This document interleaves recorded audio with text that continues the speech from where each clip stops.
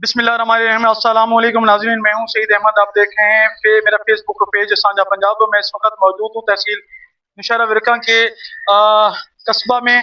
और यहाँ पर जो है कुछ लोग इस कस्बा के मौजूद हैं उद्दोवाली के।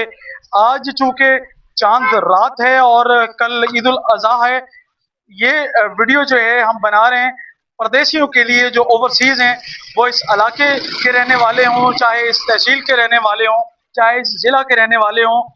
उनका ताल्लुक पंजाब की मिट्टी से हो, चाहे पाकिस्तान की मिट्टी से हो, उनके हवाले से कि उनके जज्बात प्रदेश में क्या हैं। आज खुशी का मौका है, ईद उल अज़हा का मौका है।